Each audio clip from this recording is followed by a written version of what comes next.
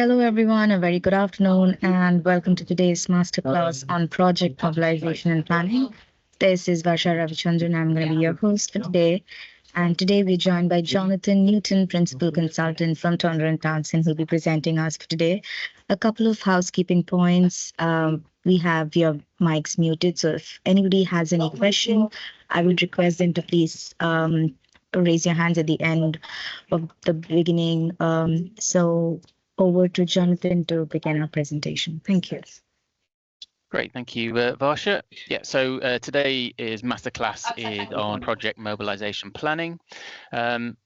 We're going to touch on, obviously, it's quite a broad subject, project mobilization planning, so we're not going to go into massive depth in any one section. If there are particular sections that you think, oh, actually, I probably could do with a little bit more information on, I would certainly suggest looking at the RISE website. There's plenty of masterclasses that go into more detail on a lot of the topics that we cover today. So yeah, if there is specific areas that you want a deeper dive on, then definitely look at that.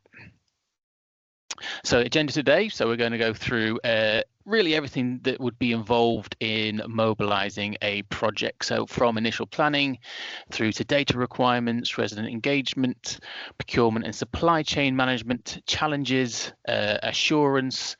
I assume most people on the call will be have applied or be looking to mobilise for either local grant or social housing fund, so a little bit on those touch points, and then further resources. If there's anything additional that you think, actually, I do need a little bit more information on that, then some further resources that you can utilise. On to initial planning. So as I said, I assume most people, although this workshop, this masterclass would suit anyone who's looking to mobilise a retrofit project, but I assume most people are either looking to be utilising local grant or social housing fund funding. So when you're doing any kind of project, you need to be thinking about the different requirements both internally and externally. So if we look at kind of external requirements, particularly around kind of funding streams, so the current ones require you to generally improve a property to EPCC, and then there may be additional kind of low carbon heating requirements. You have additional statutory requirements on top of that, so that might be building safety regulations or Awab's law, a kind of additional health and safety regulations, that kind of thing that you have to Part L as well. So lots of external requirements on you as part of any retrofit scheme. You may also have more regional requirements. So your kind of local authority or kind of regional area may have set more stretching, let's say, net zero targets. I know, for instance, Manchester has a net zero target of 2038. So you're certainly more stretching than kind of 2050, and you'd need to be thinking about those requirements as part of your delivery. And then obviously we've all got internal requirements as well. So that might be again, more stretching net zero targets over and above the potentially 2050, potentially more stretching targets on when you want to reach EPCC, particularly if you're in social housing. Reduction in fuel poverty, you may have a fuel poverty strategy or particular targets around that, and that might guide the type of properties and the type of areas that you look to tackle first, and timelines as well. So you may have set, again, internal strategies that, again, looking at social housing for this particular example, but you won't be installing gas boilers from X date, and that then may well kind of impact the type of work you do for your kind of retrofit projects. So for instance, obviously you can't claim grant funding for installing gas boilers, and if that's a big part of your work for the next couple of years, then you'd have to think about how that would work. Also, have you got current plan works that would fit into the type of work you're doing? So that might be re-roofing work, where you can then start to fit solar PV, or kind of additional touch points that might be window replacement programs, kitchen replacement programs if you're doing internal wall insulation. So it's about understanding those internal requirements. Also, just understanding where your kind of organisation is. Are you applying for huge amounts of funding towards fitting air source heat pumps, but actually your maintenance teams aren't ramped up to kind of deliver that? So it's about understanding where your project and where your organization is, and making sure that those fit together relatively well. Trying to claim funding for funding's sake doesn't always work, so it's about making sure that you got that balance there. Project team, very important part of mobilization. You can't do anything without relevant people in post, or at least understanding what the type of people that you need.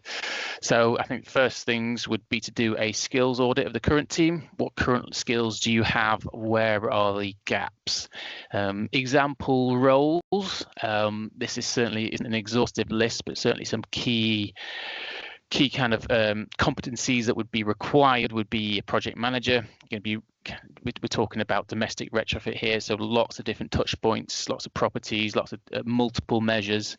Having an understanding of project management, someone who's able to oversee that, make sure that the contractor is delivering works when they said they would, to the relevant standards, etc. Project support officers and resident liaison officers. We will touch on tenant communication later, but very, very important part of any local grant or social housing fund retrofit project is that liaison piece. Sometimes it feels like it's the kind of the poor brother to the to delivery side, but actually, if you can't get into a property, you can't deliver the works, and if you haven't got a good resident liaison officer or a good process involved, then that can really cause you issues. So make sure you've got, where's that coming from? Is that coming from a contractor side? Is that coming from your own internal resource? What skills do the resident liaison officer or project support officer require in order to deliver a retrofit project? Contract manager will obviously have contracts with your delivery partners and contractors, making sure that someone is on top of that. Have you set KPIs, SLAs? It's all well and good setting those, but if no one's looking after them, then they tend to get forgotten by contractors, and they'll do what they want to do. So making sure someone is on top of the contract management. It also means it's an easier process if your contractor isn't delivering, to have those conversations. You've been following the process from day one. Finance officer and legal team, obviously there are going to be lots of invoices, both kind of from the grant funding side and then also from contractor side, so making sure that someone is on top of those, making sure that your reporting back through to the department is accurate. Project surveyors, who's going to be on site checking the work? Have you got internal resource for that? Are you going to utilize an external resource? And what are the types of expertise that those project surveyors will require for this type of work? So we're talking about maybe insulation work. Some of that could be high risk, internal, external wall insulation. It could be more on the heating and electrical side, solar PV, air source heat pumps, all require slightly different competencies. I understand that a solar PV system needs a bidirectional RCD, but I certainly couldn't tell you if one's been fitted in a property. So ideally, the project surveyor would be able to identify particularly defects and areas where it needs to be picked up by the contractor.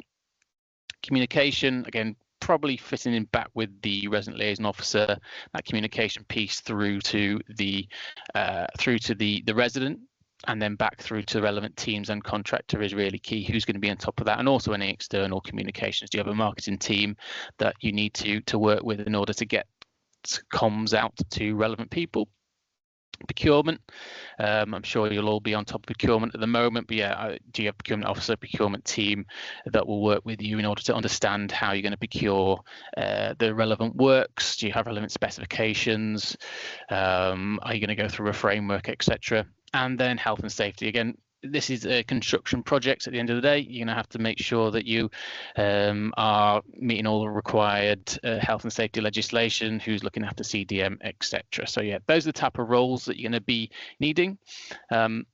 Timeline and resource allocation. You won't necessarily need all of these people at all the times. For instance, kind of procurement will be towards the start of the project, then they'll likely move on to kind of contract contract manager role, you may well have the same person dealing with those two roles, but understanding the resource you're going to require, when you're going to require it, and if you don't have the kind of resource in place, whether that's internal or external, how long will it take you to get that resource in? So obviously recruitment isn't instantaneous. It certainly takes a number of months as a minimum to get someone in. Even to kind of externally procure stuff will generally take a little bit of time. So how are you going to get those people in, and when do you need them in order to be on site and delivering? Data is always the fun topic, but really important. Some of this is split out slightly between local authorities and housing associations, just because the type of data that you'll hold will be different. So kind of focusing on local authorities first, there's certainly a number of data sets that you'll have at your fingertips. So certainly EPC data will be publicly available.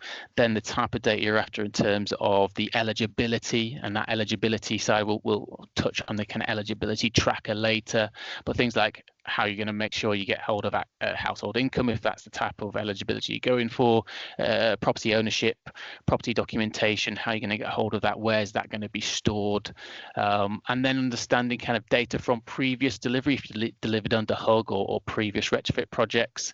That will certainly help you kind of plan your delivery. So for instance, what's that conversion from that pipeline through to actuals? Is it probably not, if you're thinking about it, 25% conversion rate? I think that's what we've seen on previous schemes, unless you've got a particularly good process in place for kind of converting pipeline into actual retrofit installs. Profiling for capital and A&A costs, again, utilising that previous data. It's never flat. We always have kind of peaks and troughs. Ideally, you'd be doing, especially if you're doing kind of external works and maybe even heating works, kind of looking to do that towards the summer months and not so much in the winter months where weather can kind of severely impact delivery. Again, consideration of seasonal downplay. So winter months, generally contractors will have at least Christmas shutdowns, but also just won't be able to deliver the certain type of works. If it snows for the whole month of January, you're going to struggle to fit a lot of solar PV, etc. So kind of understanding of previous work and how that can help shape your delivery profile. So yeah, utilizing that delivery data. Again, delivery not back-ended, i.e. kind of high levels of delivery in final months of delivery window. So kind of those yearly delivery thresholds that you said you're going to deliver to. Ideally, you don't want to be doing it 90% of it in the last 2 months. Sometimes it works like that, but ideally if you've got a really sensible delivery profile and that utilizing previous delivery data to help you can understand that. For instance, it takes us X amount of time to do a retrofit assessment. Then if it's external wall installation, we've got to do a tech survey, and then the contract lead-in time is X, and then you can build out from there utilizing previous understanding. And then custom engagement activity and timeframes built into that. So there'll always be a need to get the relevant tenants signed on. How are you going to access those? How long does it take on average to get someone from that lead through to a survey and onwards? So that's local authority kind of specific, but in kind of general and maybe more focused on housing associations just because of the amount of data that they hold, but certainly some of this will still be relevant to local authorities. So why should I care? Obviously, investing in and managing your data not only aids in acquiring funding, but also offers numerous other benefits. So you can track and refine progress towards standards. So if you don't know what your starting point is, then how do you know where you're going? So particularly that starting point data, how accurate is it? You know, in lots of cases, you'll go out and do an EPC on a property you think is a D or an E or an F, and actually it's a C because our data is out of date, and actually a combi boiler was fitted last year and it's bumped up to an EPCC, and you got to go and find another property to meet the requirements of the grant funding. But also having suitable data will allow you to quickly capitalize on opportunities. So voids, again, focusing on social housing, you'll certainly have void turnaround times. If you've already got good data on your properties, let's say a property comes void, it's already had planned in for, let's say, an air source heat pump. You're able to capitalize on that then without a tenant involved. You don't have to worry so much about the mess, and you don't have to worry about there being no heating for a week, etc. So good time to do it if you've got the data already. As soon as if you're coming in blind, that delays it. Voids teams will be talking about turnaround times, and you may then have to do the work when someone's moved in. Identify missing data for cost-effective surveying. So are you doing EPCs or stock condition surveys, and you understand the type of data that you're missing or that you believe is inaccurate? You can pick those data points up as part of kind of business as usual activities.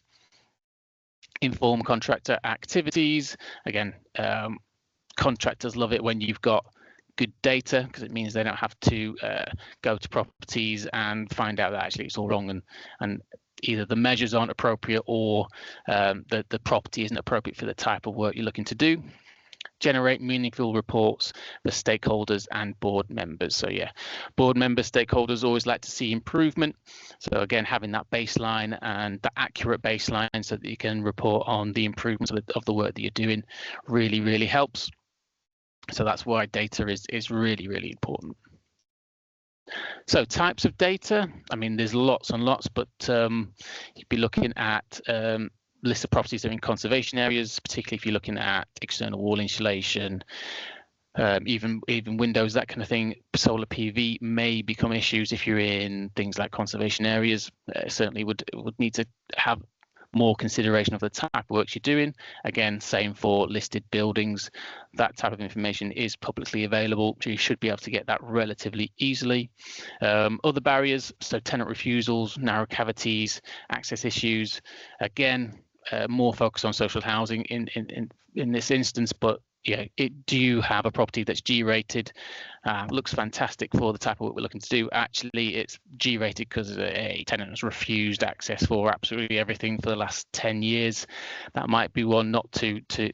It might take a little bit more time to work on that property. So yeah, give yourself that additional time to say, right, we need to get the tenant liaison officer to start that conversation now, in order that we can actually break down those barriers and do the type of work we're looking to do.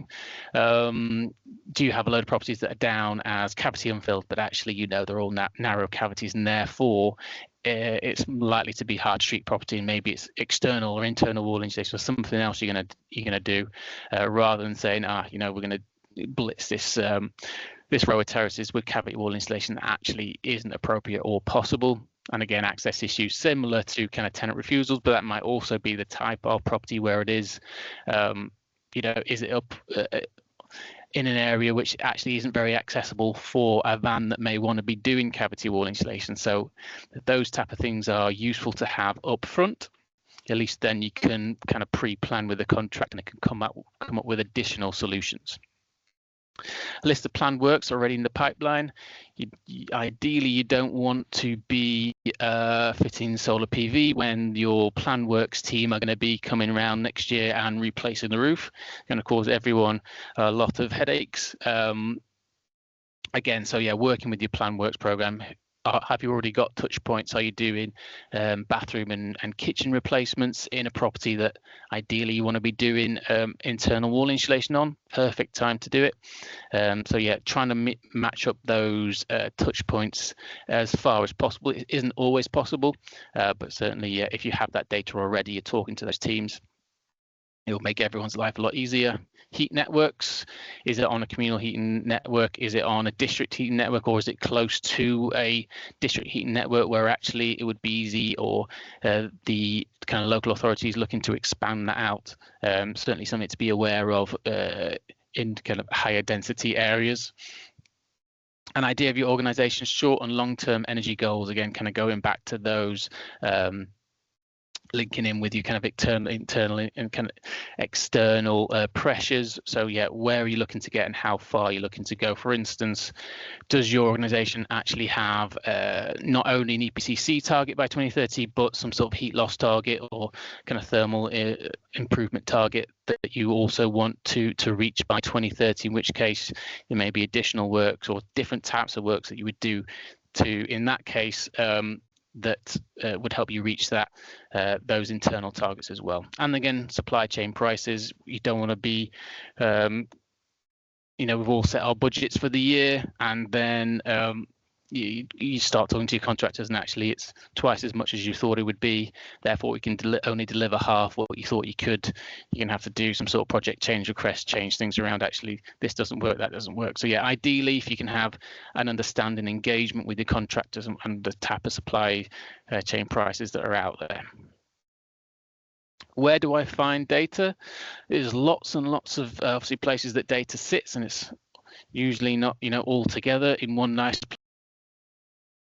From a social housing perspective, you might have asset management systems that were storing things like stock condition data, gas safety certificates, EPCs. You might have energy modeling software as well that either links in with the asset management system or that you send data to. In addition, from probably a local authority perspective, you may have data in terms of postcodes that are eligible, indices of multiple deprivation, that kind of thing that you can get access to. Less conventional examples, but certainly useful to try and access, would be things like spreadsheets. So has a bit of work been done in the past to model the properties that would be suitable for solar, for instance, and that's sitting in a spreadsheet somewhere that doesn't actually fit into the asset management system because there isn't a nice field for it, but it is data that's available and that can be used as part of your planning process. Non-digital sources, again, is there a file, a folder sat somewhere on a shelf when a report was done, I don't know, 10 years ago, but actually it's got some really useful information in terms of I don't know, some non-trad properties in the area and that kind of thing. So yeah, utilizing non-digital sources where available. Google Maps is fantastic, obviously free resource if you're looking at kind of what the street scene is on a property, and maybe having a look at any difficulties you might have with the type of work you're looking to do, particularly things like external wall insulation. Does the house kind of abut like straight onto the road or public footpath? And then knowledgeable colleagues. Most of us will have colleagues who have worked in the area, understand the particular intricacies of maybe the estates that you're looking to work on, will be able to kind of provide additional information that you can't just get from a spreadsheet or a kind of a number on a screen. So definitely useful to utilize knowledgeable colleagues as well. So yeah, certainly data comes in all shapes and sizes. Don't just think it comes from kind of one place. Overcoming data quality issues. Data will never be perfect, unfortunately. We've got to understand that we've got to work with what we got and start improving from there. Old data is not necessarily useless. If you've got an EPC or a stock condition survey that's 10 years, 5 years old, if there's been no work done to that property since, then actually it's pretty good data. So no reason to throw it out or ignore it completely just because it's old. More of an issue is things like incorrect data. So you should be able to recognize this and remove these. For instance, does a property in a street of terraces, say it's one property solid wall in a street of terraces, in which case you can be pretty sure that data is incorrect, or a property that's showing as G rated, but it's got an air source heat pump or a brand new combi boiler in it, and therefore it's likely not to be that anymore. Conflict between data sources, so you need to understand what you're most confident in. You will have different pieces of data coming from different areas. So gas safety certificates would generally be pretty good in terms of what the heating system is like. Then you've got things like stock condition surveys and EPCs. What's the most recent? Do you have this? Is probably where you come back to your kind of colleagues. How well how good was that EPC assessor, or how good was that stock condition surveyor? They're not all the same, and they don't always capture the data that you hope they will, and some will be better than others. So yeah, kind of understanding the quality of the data sources that are coming through to you. Confliction within data sources, yeah, so you need to kind of use other fields and data sources to confirm what you believe to be most accurate. It's just a case of trying to kind of cleanse that data as far as possible to give you something to go on. And missing data, we'll all have missing data in one way or another. How we go into to kind of fill in those gaps, so that might be cloning data. For instance, certain things like archetypes, you can certainly easily clone. Other things, cavity wall insulation, loft insulation, the type of boiler will potentially be more difficult to clone, but you can make an educated guess. And then for the areas that you're particularly unsure about, again, you can target those for particular surveys to fill in those missing areas. Resident engagement.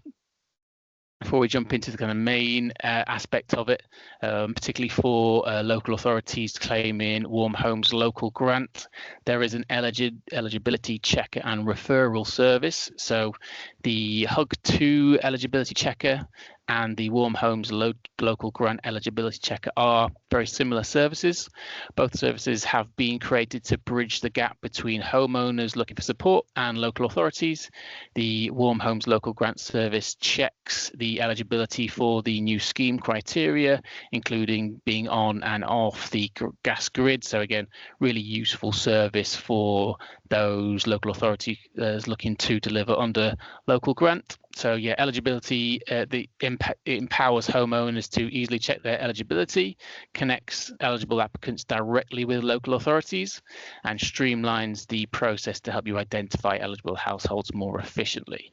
Yeah, there is an eligibility checker and referral service webinar that you're able to access, and the tool is available for homeowners to use as well. So certainly something that you should be using if you're looking to deliver under local grant. Resident engagement and communications planning. As I said before, it's often easy to dismiss the resident engagement aspect, but it is a really, really important part of delivering retrofit works. We are talking about works that residents will tend to be less familiar with. There's a lot of misinformation out there, particularly when we're talking about things like air source heat pumps, cavity wall insulation, ventilation. It's really can be a really big blocker as part of a retrofit project. So these are kind of two kind of areas you could go. You've got your retrofit plan, you know what you want to do. Your resident access, you want to get access to resident homes. These are the two touch points really. Either they're going to give you access and you can go on for delivery, and that's the kind of process you want. Alternatively, they're not going to give you access, or they're going to refuse certain works, and you're going to be unable to deliver a project. Ideally, you want as much as possible to go through that first one, and that's where that resident engagement and communication planning really comes in. So you've got potentially, you can do stakeholder mapping. So understand your audience. Have you targeted particular estates or particular types of people? Maybe you're looking to target people who are particularly in fuel poverty, in which case the types of communications you will give may be slightly different from kind of other stakeholders. So understand the audience and how you're going to communicate with them, and understand who can support with this, so where you're going to get the additional support, so that information regarding the particular stakeholders you're looking to engage with. Develop an engagement and communications plan. So you need to be thinking about who are we dealing with, what type of works are we doing, when are we looking to do that, why, and why might again differ depending on projects, and how are we going to deliver this. Really, there's as with any industry, there's lots of jargon. Once you start kind of getting into kind of retrofit, you need to clear all that out when we're talking to residents. They don't care about acronyms and jargon. Be really clear in terms of the communications that you send out. I would say just before I jump into this, there's lots of resources out there already. You don't have to necessarily reinvent the wheel in terms of what that communications looks like. You've got things, things like the Tenants Climate Jury, Heartwarming Homes has some really nice letter templates that you can either use or kind of change based on the type of person you're dealing with. So you don't start from zero in terms of the type of communications and the jargon-free information. There's some kind of resources, or lots of resources really out there already. So an example of engagement and communications plan. So starting with that, what are we doing? In this case, energy efficiency assessments to start application avenue. So we know the estate, we know the type of work we're doing. Who's going to be dealing with that? In this case, it's going to be asset manager. Who are the audience? Okay, relating to the what there, so residents of Vacation Avenue. Now moving into that kind of the crux of this kind of communications plan. How are we going to engage with them? In this case, it might be a letter. It could be a phone call. Could be text if you've got that kind of information. It could be information out from websites. Or it could even be kind of social media as well. When are we going to send it out? So that's 3 weeks before. Maybe that aligns with your normal plan works processes. Again, if you already have that, you want to be sticking to the similar processes that tenants, again from a social housing point of view, are already familiar with. Do you need any additional resources? So letter diagram of processes, logo of contractors, our internal logos, images of assessors. Those type of things really help with engaging people. You will often get, with the type of work you're delivering under retrofit, people thinking that it's a scam, that kind of thing. Obviously, especially if you're offering things that are free, and there are scams out there as well. So kind of being really clear in terms of who's involved, images of assessors, logos of contractors really does help. Who can help? So do you have a comms manager who's dealing with the communications, going back to that kind of needs assessment on the type of resource you need? And how do you know it's been successful? So access rates, number of refusals. Again, if we don't monitor this, we don't know how well it is, how well is it going until you get quite far into the projects and realize actually we've only got 50% access, and then we need to rethink. But actually, if you got that constant referral rate back into it, you can understand that actually this letter isn't working for whatever reason.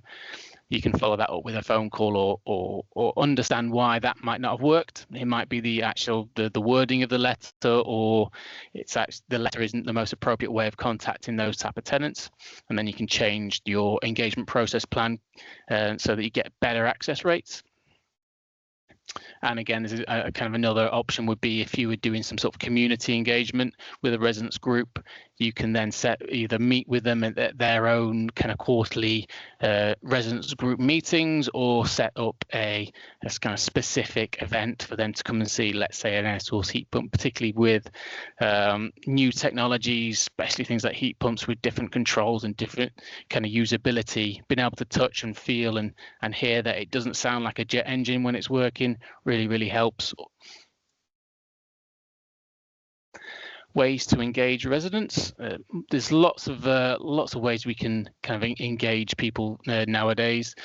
Principally, I guess in the past, a lot of us would have used kind of print, so that might be press releases, leaflets, letters, flyers, posters, questionnaires, and also face-to-face as well. So community events, community champions, demo homes are really good, especially if you've got if you're doing a lot of work in one area.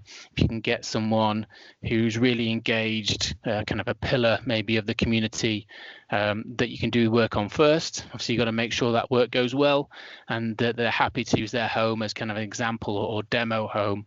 It really helps that then people can then go see the type of technology that's in the home. They can hear from someone's first-hand experience of the type of work, what's involved. There are a lot, especially in retrofit, there's a lot of work that can be involved. There's a lot of disruption that can be involved. We need to be kind of clear on that.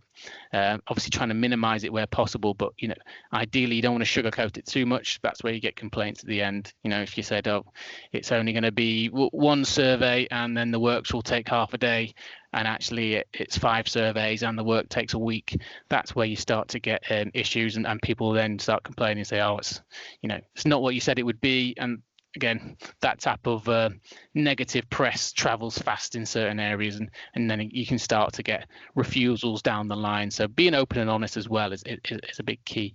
But moving on from kind of traditional kind of engagement ways, you certainly could look to start to utilize the kind of more digital. So obviously web pages everyone will be familiar with, but obviously you've got additional options now, things like TikTok, Instagram, community influencers, even things like VR headsets. You might not be able to get again, just focusing on the air source heat pump option, get an air source heat pump out to a site, but if you can have a VR headset that shows them what it looks like, they can just pop on a headset and kind of be there and see it. Again, WhatsApp groups and questionnaires can all be done digitally nowadays.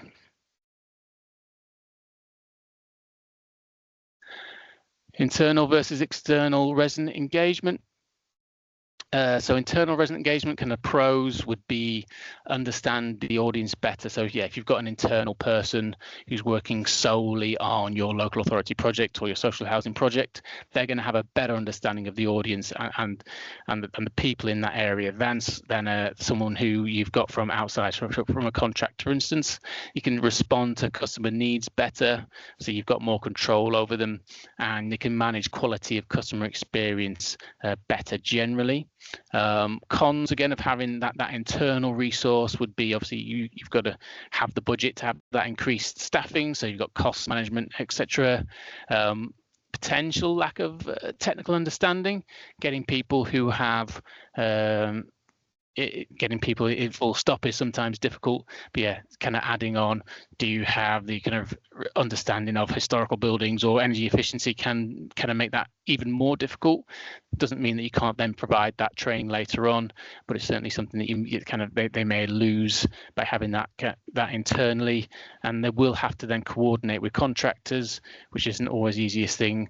Making sure different people, different moving parts are kind of working together can be difficult.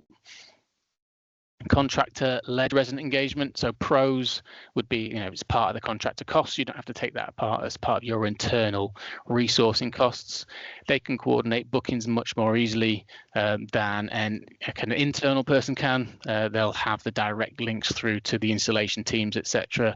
So when they're in, they'll likely have an iPad or some way of making sure, oh yeah, this person is available this time. Certainly make the kind of that initial process, that flow from initial meeting through to booking much more easy, and less likelihood of kind of bits getting lost in the system. And systems and process will already be set up. The contractor will know their processes in terms of how they go from that initial engagement piece through to install. Cons, they don't know the audience as well, and they never will. You will have less control over the customer experience.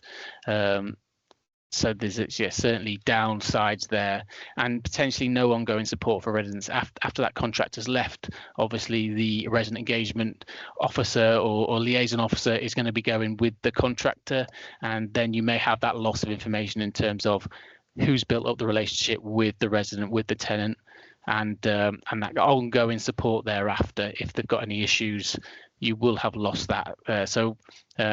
Obviously, there's pros and cons to both, and you need to understand how you're going to kind of resource that internally. Procurement and supply chain management. So not going to jump into this too much. There's lots of resources on the RISE website in terms of procurement, if that's something that you really want to dig into. But kind of as a brief overview, kind of what is procurement, particularly for social housing and local authorities? Well, it's buying of goods and services that enable an organisation to operate in a profitable and ethical manner. And particularly for public sector, there's a focus on value for money and the most economically advantageous tender. So making sure you're balancing that kind of the cost and quality of whatever work that you're delivering. So yeah, you've got to get the best mix of quality considerations and effectiveness for kind of the least outlay, and how you're going to balance those two. And generally, your kind of procurement teams have already set the the mix of type of questions that you would ask as part of those tenders. Main types of procurement, obviously there's lots of different ways you can procure works, and again that would be up to you as an organisation, obviously ensuring that you're following the relevant regulations, but certain options would be things like an open procedure. That's where kind of buyers advertise and on invitation to tender and suppliers respond by a set date. You've got things like restricted procedures, negotiated procedures, lots of different ways that you can go out to tender and procure contractors depending on the type of works, whether you've got a particular idea of the type of contractors you already want to work with, etc., etc. So you certainly, depending on your own organization, you may want to do completely your own tenders. Alternatively, there are frameworks out there that would have done some of the work for you, in terms of having a list of contractors that might be different frameworks, or kind of more open DPS frameworks that you can go to and say, yeah, this is the list of works we want to procure, and they've already had that set up, making sure it's following the relevant regulations, and they've already kind of vetted the suppliers as well. Obviously there will be costs to that, and it may be slightly less flexibility, but it's certainly benefits as well in terms of that additional expertise, certainly much quicker to utilize frameworks, because some of that kind of procurement piece has already been done. If you were going out and setting up your own framework, probably it can at least take 6 months. You'd have to make sure you've kind of thought about that as part of your kind of delivery timeframes. So yeah, frameworks certainly offer a good alternative option to going it alone. But yeah, if you're interested in more information on that, certainly check out the RISE website. So planning for procurement, you need to be thinking about what do you need. So what are the type of works you're looking to do, type of fabric works? Are you focusing on things like air source heat pumps? Do you already know the type of air source heat pump, the specification of air source heat pump? The more you can provide a contractor in terms of that specification, the better. Certainly from both sides, in terms of the contractor needs to guess less in terms of what you might want, and also you can have more control. You're not going to end up with 5 different heat pumps because they're all, what was the best price on the day. You've got more control over the type of manufacturer you get installed in your property, and also the quality as well. Organization procurement policies, again, what you would generally have a procurement manager or procurement team who will already have set policies in terms of maybe the types of frameworks you're allowed to procure from, or how the type of procurement they prefer to do. Understand the challenges of procurement around funding rounds. So everyone, new funding round, everyone needs to go out to procure. You generally get a kind of uplift in, everyone's going out to procure at one time. Therefore, contractors may have their pick. You might not be able to, either may not have as many people tendering for that work, or you may costs may go up, etc. So just to understand that there will be kind of pinch points where everyone is looking to procure at the same time, and that can cause its own issues. And again, understanding time frame. So if you're again going out to setting up your own tender, have you written the specifications? How long is that kind of the minimum time it can take from point of issuing the tender through to marking, and then and then kind of signing the contracts? Those can be many months in terms of the kind of even minimum procurement timeline. So understanding the type of procurement you want to do and how long it will take is really key in terms of that kind of profiling your delivery. Supply chain management. So again, focusing again on these clear specifications, be as clear as you can. It's not always possible to have absolutely everything specified, and particularly in the retrofit industry, things change all the time. But ideally, if you're able to have some nice specifications that the contractor can work off, specific and realistic KPIs. So thinking about the type of KPIs you want, so that you may have some relatively standard ones, customer satisfaction. There may be really specific retrofit type ones in terms of we want, let's say, a post EPC 1 week after the retrofit works were completed, and a trust mark no more than, let's say, 20 days after retrofit works were completed. Setting those realistic KPIs. There's no point saying we want the trust mark on the day of completion. It's unlikely to happen. So just making sure that's also realistic, and you've got those conversations going with your contractors. Again, post-work KPIs, focusing on kind of quality of work, snagging, those kind of things. How are you going to be managing that? And also, I think, as I said before, it's easy to set these, but if you do not kind of monitor them, then generally they will slip, and you won't get the best out of the contract. So making sure that there is designated person or team whose responsibility is to kind of monitor that contract, have a kind of clear oversight of what those KPIs are, and making sure that you're having regular meetings, that the contractor is required to kind of report back on those, and then you can query where those type of things are falling down. Challenges, and there'll certainly be lots of challenges as you go through your kind of retrofit projects. Some kind of key ones that will generally pop up, especially as we start to focus now on things like low carbon heating, moving more towards kind of renewable generation, solar PV. There may become issues with the DNOs, distribution network operators or organizations. So these are kind of licensed to distribute electricity in the UK. You can see from that map, there's a number of them. Your projects may span kind of numerous DNOs, but it's obviously their responsibility to kind of basically maintain the grid. And if you are either fitting lots of air source heat pumps where there used to be gas, or fitting lots of solar PV where there wasn't any before, you may come a cropper of DNOs. They may say, actually, you can't fit that many solar panels here, or if you can, they can't be the size you want them to be. You wanted to fit them all as 3 kilowatts. Actually, you can do all that, but only a maximum of 2 kilowatt per property. And again, that may affect your retrofit designs, may affect whether you can get the property to EPCC or not, if that's what was going to get it over the line. So yeah, there's going to have to be lots of communication with DNOs. A lot of them will also have, you can kind of pre-warn them of the type of work you're doing. So for instance, if we go back to that data piece, do you know the properties and the size of system you're looking to do? Generally, though, a lot of them will have people you can send that data to, say, will this be a problem?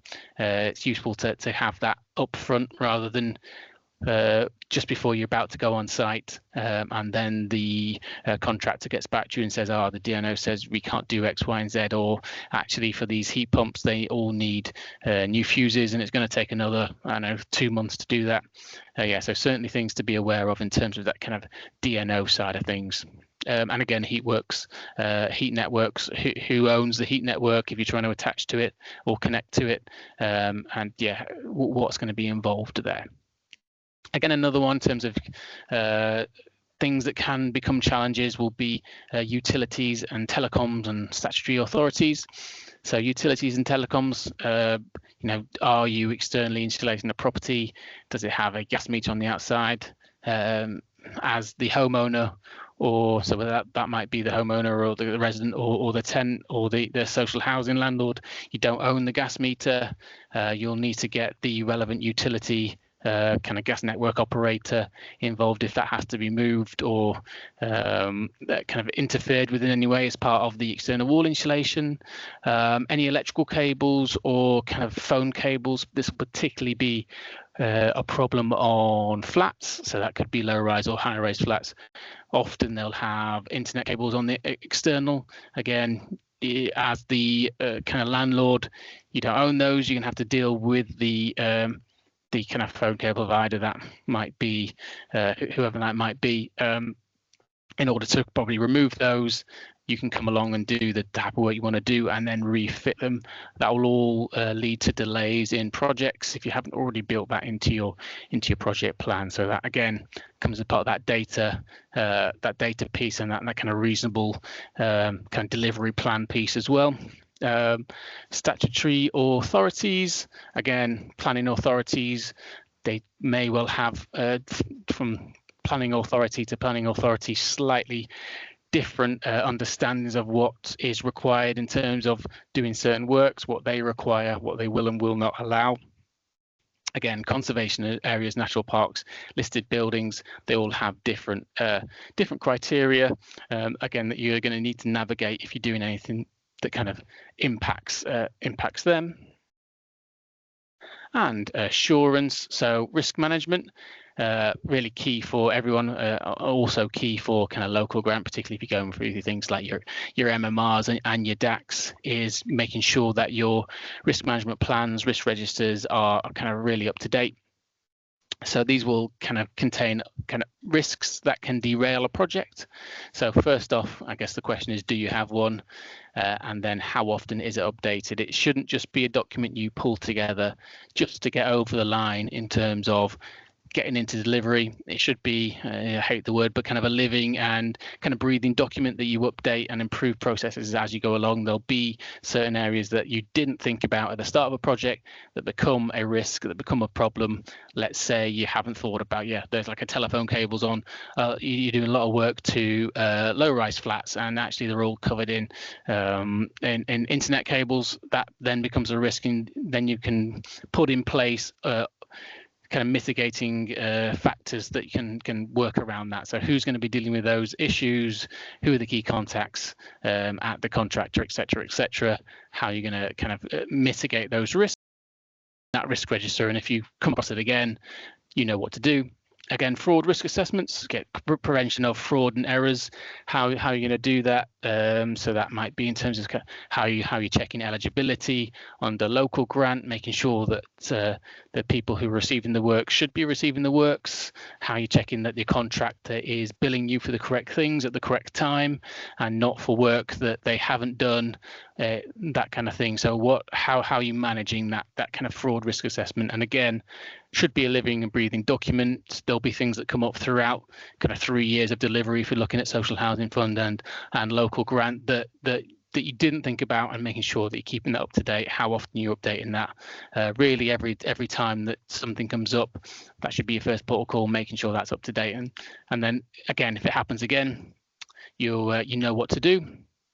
Project delivery and evaluation, so ensuring timely completion, quality control measures. Who's checking the work on site?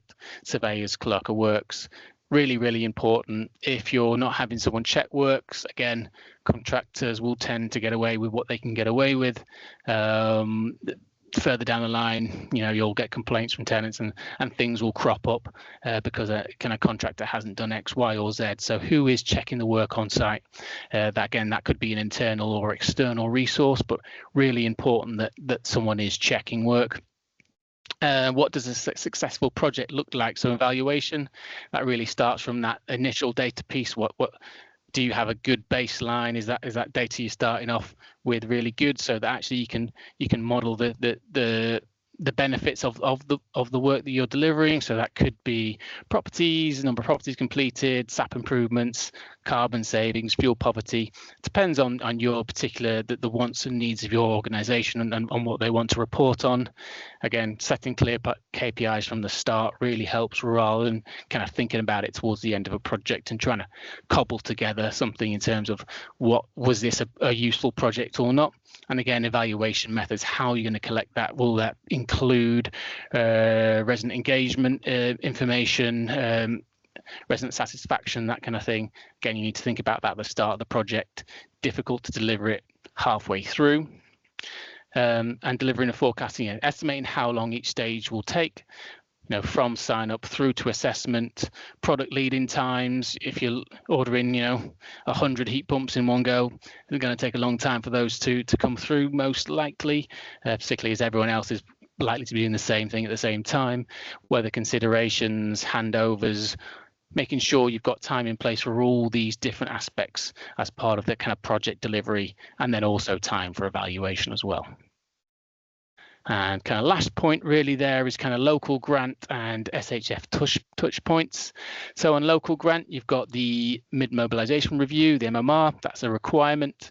So there are a couple of documents in terms of DAC documents, fraud risk assessments, fraud management plans, all the way through to your kind of internal resource, who's going to be delivering the project.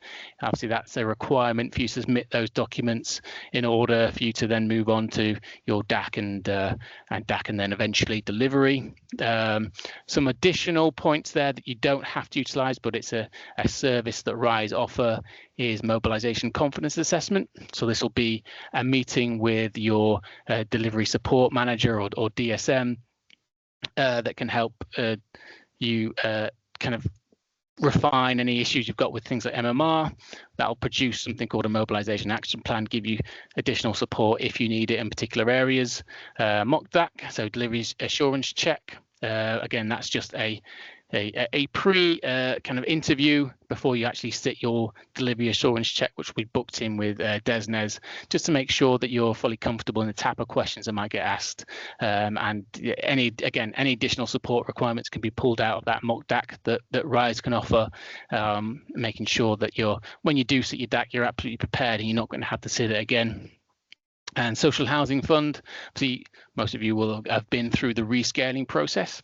And we got mobilisation confidence assessments, again, something you want to be working with your DSM with, make sure that you're kind of mobilising for delivery. Again, similar to local grant, that will produce a mobilisation action plan that might include kind of one-to-many support, like masterclasses, etc., or one-to-one support if you need specific advice on specific areas. That might be things like procurement, etc. And then you'll move on to things like your phase request in delivery. And last but not least is resources. So as I said, there's lots and lots of resources on the RISE website. We've got a number of upcoming events, including embedding successful retrofit projects, introducing retrofit for capital works teams, etc. Yeah, so check out what's coming up and additional masterclasses that may be of help. And we've run a little bit late, but that's the masterclass finished. So a couple of minutes for additional questions if you've got any.